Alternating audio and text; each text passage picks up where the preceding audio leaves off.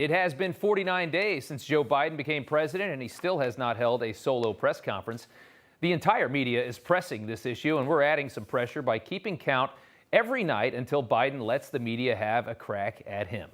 The president's press team clearly worried about his ability to handle that. They're trying to cover for him. Jen Psaki said last week the press has plenty of access to Biden at public events. The president takes questions several times a week. He took questions actually twice yesterday, which is an opportunity for the people covering the White House to ask him about whatever news is happening on any given day. Well, as we all know, none of these brief moments are anywhere near the caliber of a 1-hour, no-holds-barred press conference with the president. The public deserves to know whether it has a competent and capable president. He's negotiating policy for our entire nation.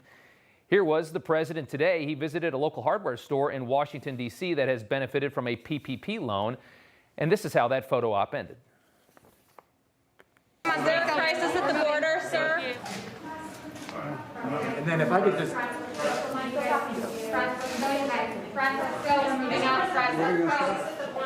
go, you guys. Come on, press. We're going to move out. Let's go, press. Come on, press. Let's go. Come on, there's a crisis at the border, sir. Let's go, you guys. Come on. There you have it. Thank you, media, for covering our puff piece. Now shut up and get out.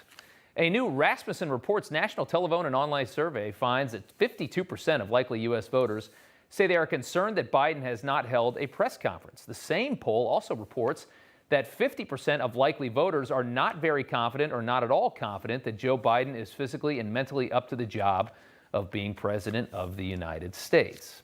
We all see what's happening here. It's a far cry from President Trump, perhaps the most transparent president in recent history. He never shied away from the press, and his press conferences lasted 90 minutes or longer sometimes. They were combative, yes, but they were also massive windows into the operation, transparency. And while Biden hides from the press, his policies are making a mess. DHS Secretary Alejandro Mayorkas was programmed to pretend the situation at our southern border is just a challenge. Then he headed south this past weekend to check it out. And today, Fox News obtained an email from Mayorkas to his staff requesting assistance from volunteers from agencies within the department. Here's part of that email. You have likely seen the news about the overwhelming numbers of migrants seeking access to this country along the southwest border. Today, I activated the volunteer force to support Customs and Border Protection as they face a surge in migration along the southwest border.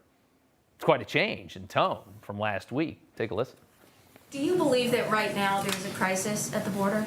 I think that the answer is no. Okay. However, the dim-witted decisions that make the problem worse at the border continue to be made.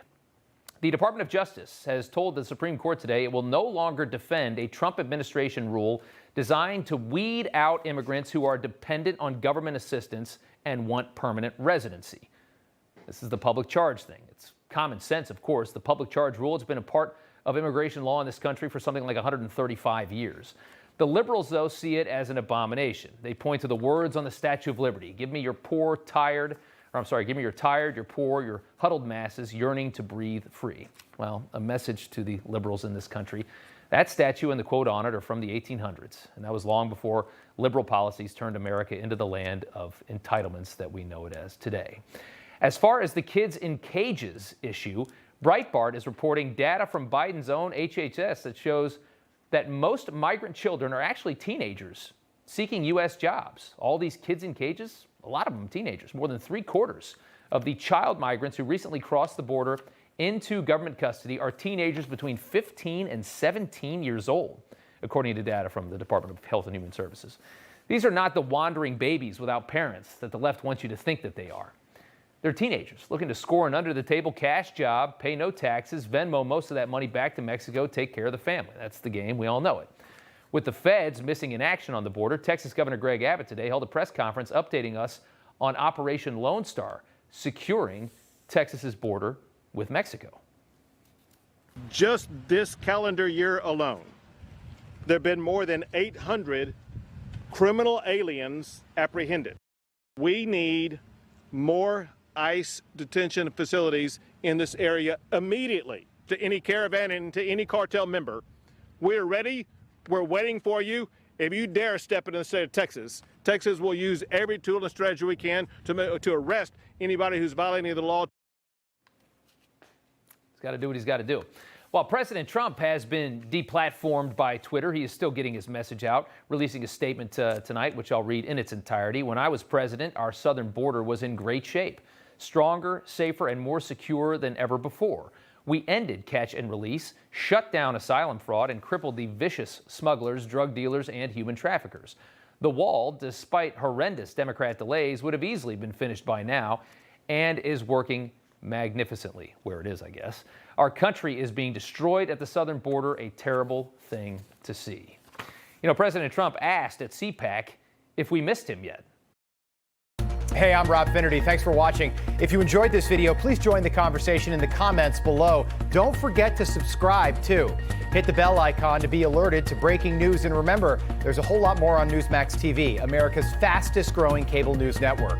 Newsmax TV, where real news for real people.